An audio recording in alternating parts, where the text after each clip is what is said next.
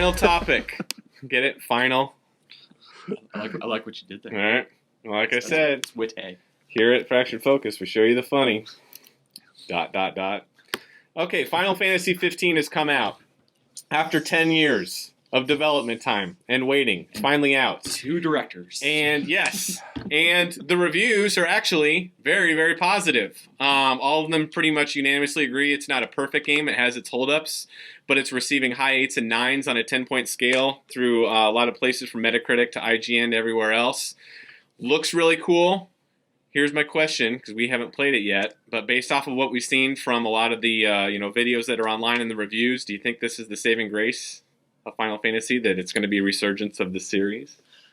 Well, I don't know if it would be a resurgence, because I think there's always been a strong enough fan base for the franchise that it's... Yeah, but it's really waned since... It has, but it's... Well, yeah, since the heyday of Super Nintendo, and I would even think 7 was great, and after that 7, went downhill. I think 7 was kind of like the pinnacle, I would say, of the series by far. And then after that, but one thing I like though is that Square Enix, they've been able to kind of take the franchise, and rather than just kind of lumping carbon copy of 7 for the next several chapters, every one of these games that they come out with, they're trying something new with them. And I think a lot of what they get a lot of flack for is because it's really hit or miss as far as particular game elements, and and they've had some stuff that really hasn't been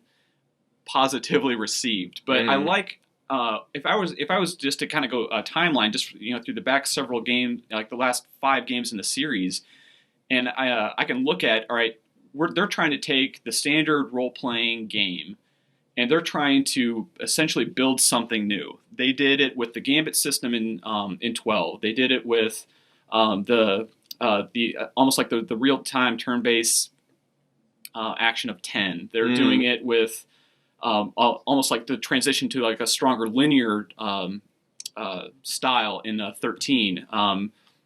But every one of those games, you can identify that they're very, very distinct, and that when they were putting them together, they weren't just trying to rehash what they had done in the past.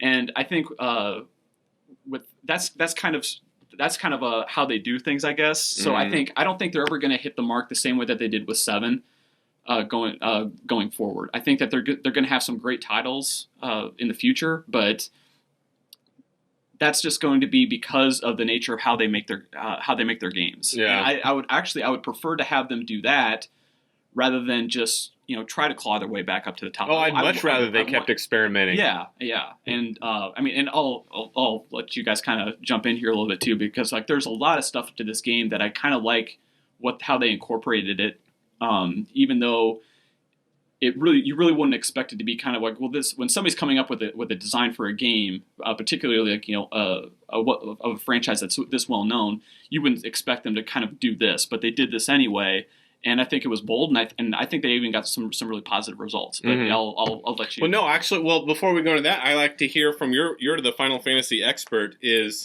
What is it about this game that's getting such good reviews? Why are people saying that this is kind of a return to form? The big drive here is that, at least for the first major section of the game, is that it really recaptures this open world environment.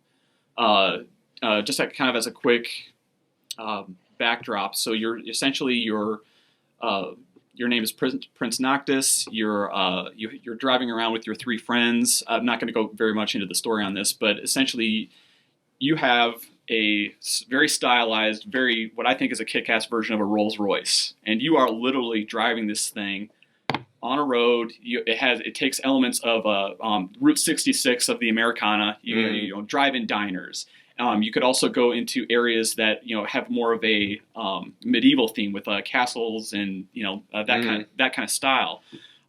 You have open grasslands where you can kind of do the exploration, the side missions, you can come across monsters that are the size of the Titanic, and you're able to see these things and engage in them. Yeah, it looks epic. But I'm excited for this. But the big things I like with this, which are relatively newer, and they're not really what I would call game changers, is that this particular game, it doesn't follow the prior chapters in that you're not building your group of adventurers into your group. You start with these 4 guys who are really, really strong friends, and that's what you're going to be carrying through the game. You're not going to get into hour 12 and you're going to discover a new character that's going to join your party. These are the guys that you're going to be spending your time with, and the game really tries to tailor to that. And that you are building relationships with these guys, and that comes through like in the abilities and how they play together. And they even expanded on that a bit too. They released some. It was 5 episodes of it's called Final Fantasy 15 Brotherhood, which essentially it kind of takes it's like a 10-12 minute anime per episode where they're able to take Noctis and essentially do flashbacks where he's engaging with each one of his friends at different points.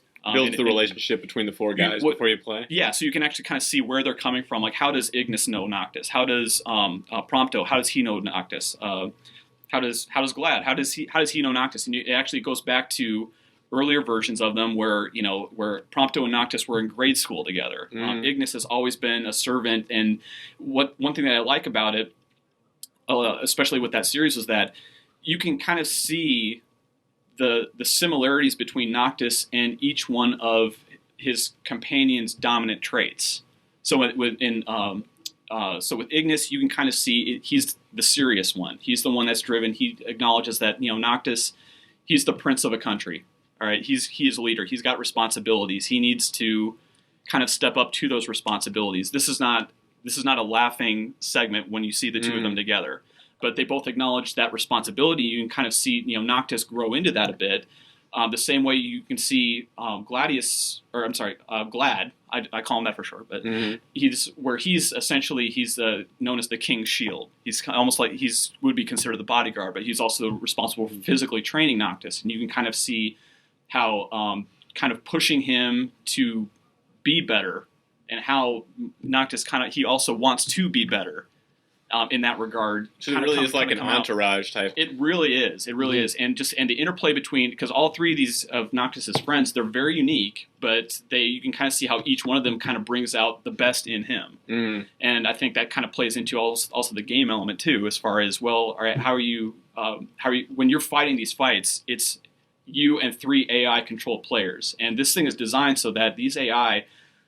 You're not like on an old school escort quest where these things are going to die in 2 minutes unless you're running around killing like the 8 things around them. So you only control one of them? You only control Noctis. But the whole game? Yes. Really? But these guys, the way that they're set up is that they can operate, very well on their own. And in fact, they can be even comparable to you as a player. So, if you're looking for a kill count at the end of the day, you're not necessarily going to be top of the charts just because, you're the one that's mainly controlling them.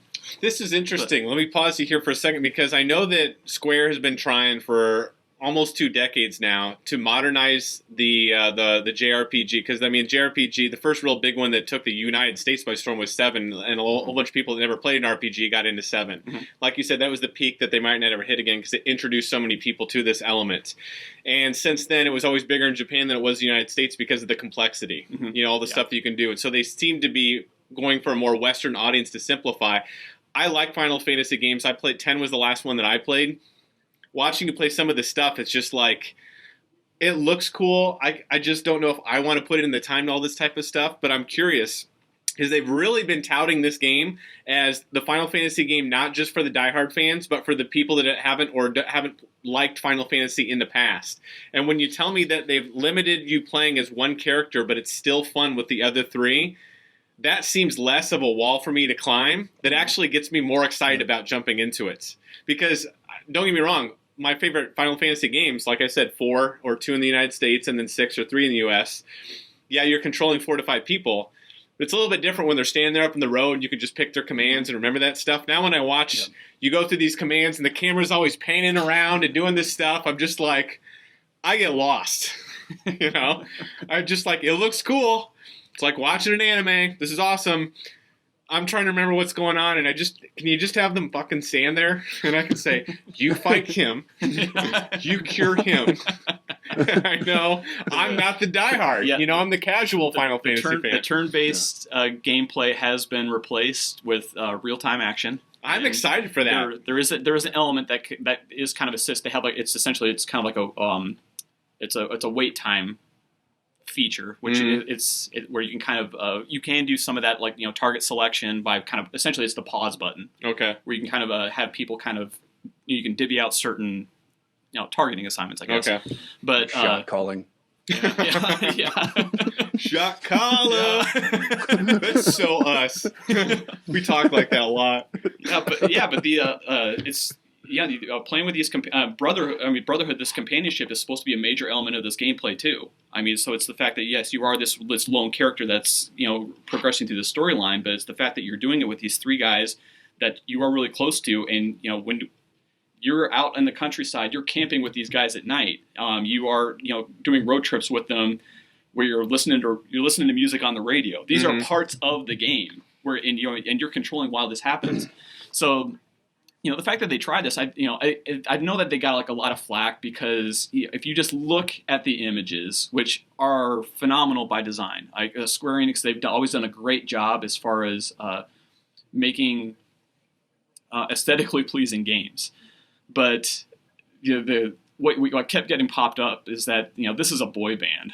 It's these these weird kind of looking guys that are they look like they should be on stage, just kind of moving in sequence. But listening to some of the dialogue and just seeing like the interplay between the two of them, it's like no, there's some real substance here that could really help carry the story along. Pretty universal in all the reviews is what you're saying. The character interaction with the four guys is one of the strongest points of the game, and from everything you say, it sounds like there's a lot of backstory and a lot of really well written interplay. So in addition to that, what else about this game is really hitting these notes besides the four guys? It is the open world play. The last estimate I heard is that you're looking at a map that was roughly between 750 and 800 square miles. So this thing is, that's exponentially bigger than what we saw like on Witcher 3.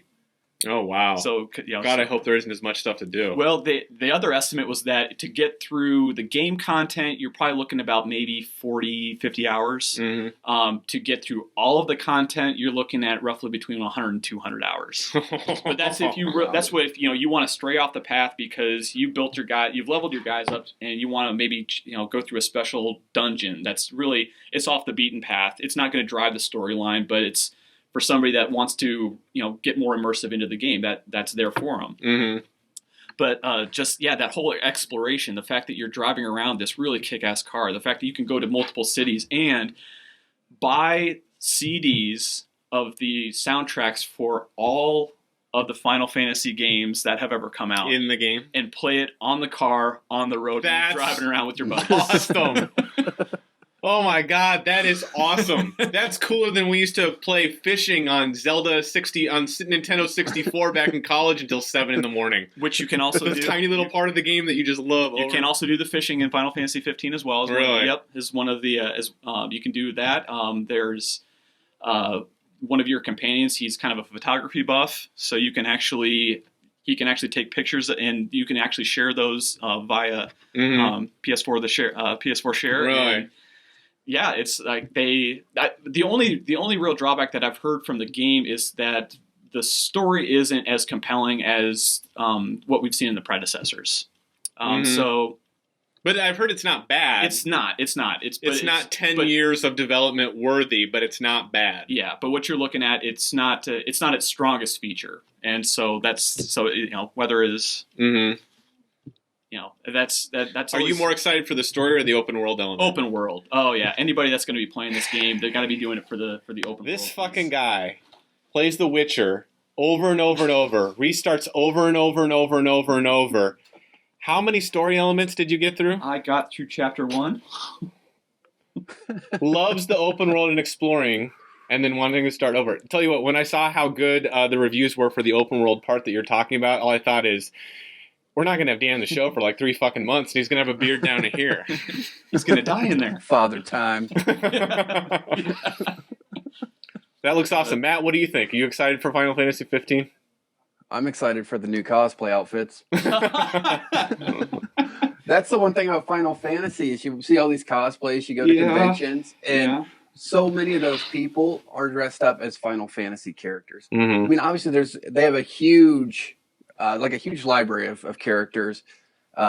It's one of those things where graphically it's rendered. Even like the things I've seen about 15, there's some cosplay costumes I wouldn't mind seeing. I heard. I don't know yeah. if you saw the gas I station haven't seen attendant some of this yet. stuff yet.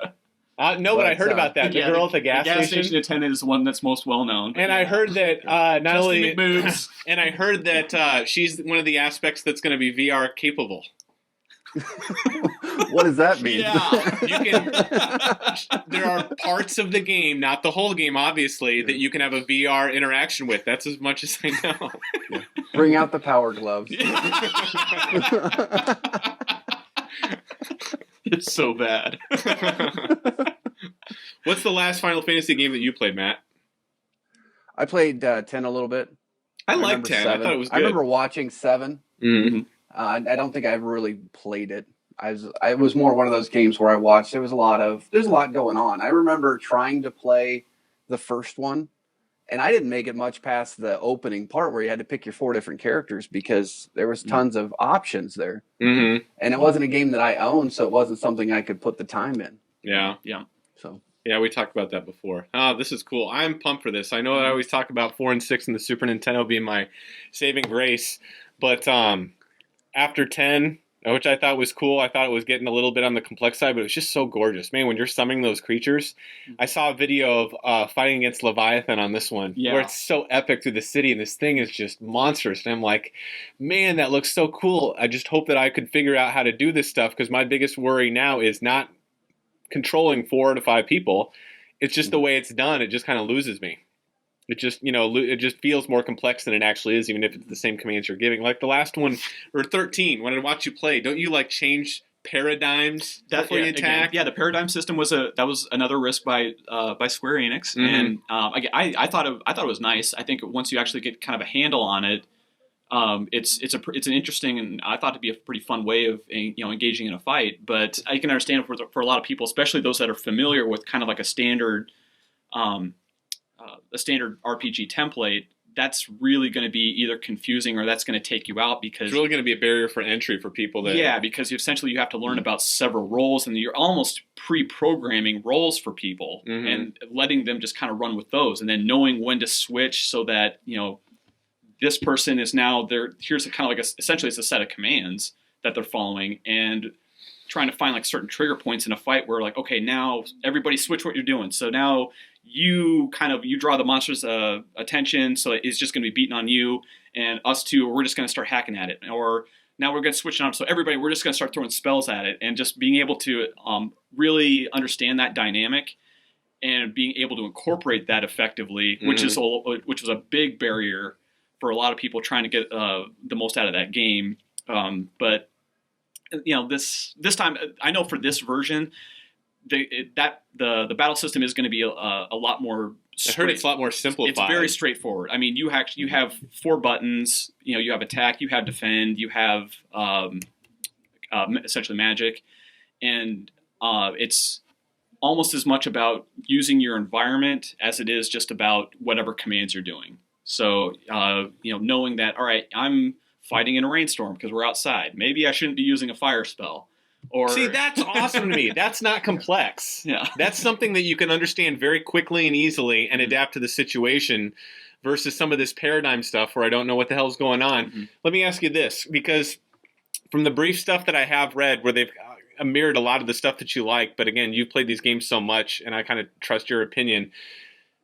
The control sounds like they're simplified, and what you're telling me is that there's basically 4 buttons that you use. Now, does that mean that this is going to be more like Kingdom Hearts, or like where you're hitting the button to attack right now, or you're setting a command that when it's your turn you go do this stuff? No, it's real time. Okay. Yeah, so when you hit the button, that's what your character is going to be doing. As far as... So they're going to have to really have them in motion a lot of times to be doing some of the stuff I've seen in the videos where you're like jumping around 30 feet. And... One of the kind of the selling points of or especially visually, is essentially it's the warp system that Noct can use. So essentially, what it boils down to, if it follows what I've seen on the animes and on Kingsglaive, which is a full length CGI movie that actually is set in the Final Fantasy 15. It's almost like a precursor to the game. Is it good? I saw like the first 10 minutes, and I was impressed. It's got like I'm sure it's visually beautiful. They always are with the stuff they put out there. Well, as a story. It was the same individual that did the movie for Final Fantasy VII Advent Children. Okay. And so it kind of falls. I don't know if you've seen that movie, Matt, but again, it's very high action related, but this whole teleportation element, this warp function that works, it's kind of twofold. First, it relates to being able to use magic to summon weapons at a whim. So you can kind of see guys just kind of pulling stuff out of thin air. And the other piece, which is, and I'm not sure if this is how the function works, but if I were to say throw this weapon like 20 feet away, I can then zip over to where that thing is. And that's kind of how this whole jumping around thing works. But essentially, it's a way to incorporate a higher level of maneuverability. I love that a lot better than constant motion swirling around while the camera's doing 360s and I'm not getting to see what I want to. Yeah, that's good. But yeah, and I think there's also like trigger warnings too during the fights too. So something's incoming. Here's like something that's going to flash at you. So it's a little bit more engaging in that aspect. So yeah. Control sounds like it's a lot more, again, maybe this is just me, tailored towards getting a casual person into it while still hopefully giving homage or at least respect to the people that are, much more in depth with a game like this, probably like yourself. As far as the graphical fidelity, I read last year that some people said, yeah, it looks okay, not that great, nothing I'm impressed by after it's been in development for 10 years, and now it moved, consoles from PS3 to PS4. But then from what I've heard, and you can tell me your opinion, because I've only seen a handful of videos, and it's kind of hard to tell from a YouTube video or something on IGN or whatever. But they said no, in the last 6 months, they have really bumped up the graphical fidelity. Obviously, I don't know if it's going to be the caliber of something that was very recently made like, Horizon Zero Dawn, but are you impressed with the graphical fidelity of the game? I am. And that's what Square Enix does just so well. They've always had a history of really just kind of pushing things as far as they can go, as far as getting the most out of your visuals. 7 did it with with essentially the 3D polygons, and then now that and the intermixed CGI and just and just the fact that now like the gameplay is essentially mirroring cutscenes as far as quality. From what I saw, and again it's off just based off of what's published out there. Yeah. It seems open world looks gorgeous. The draw distances are huge, and I want to say that the biggest plus or the biggest way that you're going to see how well they did this thing is when you see the scale of like Leviathan, when you see Noct summoning that the thunder god Ramu. Or whatever his name is, but when you just this isn't it like Idris or something? That was in another that was a different same individual, just different name. But again, when you're just kind of seeing how well that this stuff is done and just how grand this is, that's going to be kind of your litmus test to say, all right, these guys, they hit the mark here as far as kind of really going the distance, as far as really just making something that is above and beyond kind of what they have been able to do in the past. Because this is the first PS4 title that they're able to do, aside from, I think, Realm Reborn runs through PS4, but the first independent non-MMO Final Fantasy in the series that's for this piece of hardware. So I think it looks great. You pumped to play it? Oh my gosh!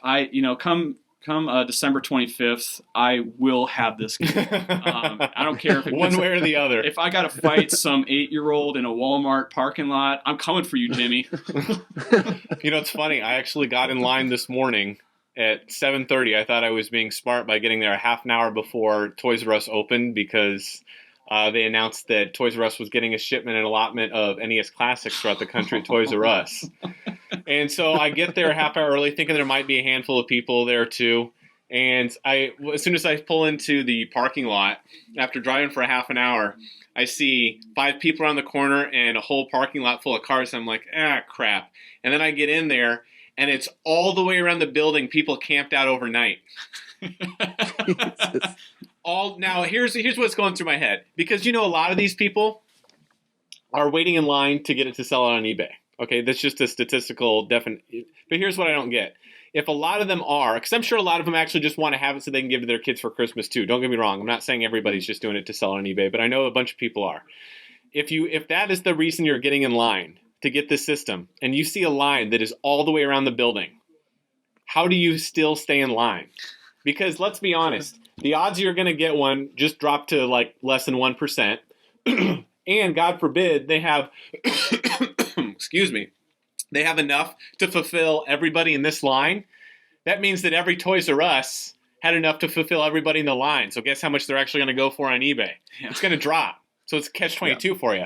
So I checked there. I checked another Toys R Us, same situation. And then we went into a mall where they had a Toys R Us Express. Thought, may as well check. It's not going to hurt to wait around for a half an hour. Worst case scenario, they don't have it. Big deal.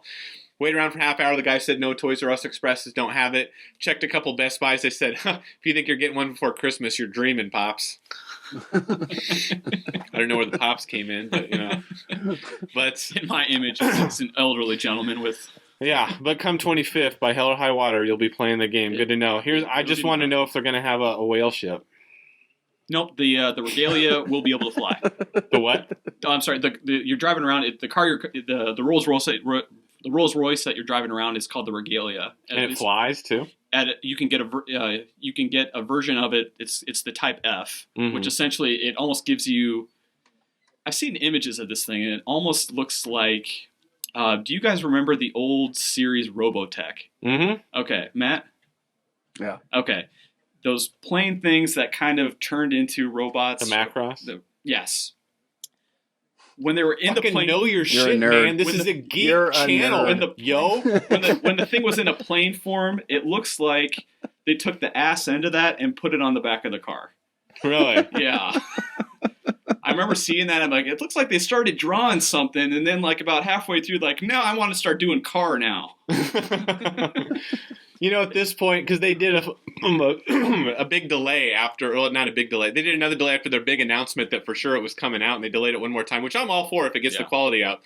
But don't you almost wonder at this point if that's something that they added on later? They're just like, fuck it, just take a Robotech and throw it on the back. I don't know. They were so committed. Like I know I've been speaking a lot to it, but the element of the car is a fairly big part of the game. And the fact that I think when they originally released footage of the game when it wasn't even Final Fantasy 15, they were just calling it Final Fantasy 13 Versus. Back when it's still supposed to be kind of lumped in with the 13, the whole mythos of the crystals. They changed the design. I think originally it was going to be stylized more like a Jaguar. Images of the very preliminary versions of the Regalia, it looked like the Batmobile from the Michael Keaton Batman movies. Like they kind of took that and then they took away. Dude, you've already sold me. Yeah, I'm already in, man. Stop the drilling. You struck oil. But yeah, the last thing I'll kick out is that with my love of this vehicle, love of this car, is that even though the choice form of transportation in Final Fantasy series has always been the Chocobo, technically you are still driving around the Chocobo because they've got the Chocobo Talon rims on the car. Because there's still Chocobos in the game too, I've seen. There are, but when you're driving, you still got the bird going. They spinning. Just at the stop sign and... Well, that's awesome. I'm pumped that, there was a lot of question marks and I think worries from a lot of people over the past few years of this game is like delay after delay after delay. Is it finally going to be any good? But man, with the, it's funny now with The Last Guardian coming out about the same time, those are both games that have been delayed for almost a decade. It's just ironic they're both coming out and they both look like they're going to be very strong games. So I'm excited for both. That's awesome. They survived the hype train. We'll hope they did. Yes, let's hope they did. Ladies and gentlemen, this has been Fractured Focus, episode number 2. What do you think? Is Final Fantasy everything that you ever wanted and more? Let us know what you think in the comments below. Like, subscribe, share with your friends as we post a topic of the show each day of the week, Monday through Thursday, and attempt to entertain you with our semi-witty banter and our incessant rambling. Pretty good, guys? I like it. Yeah. Awesome. Until next week, Internet. We'll see you soon.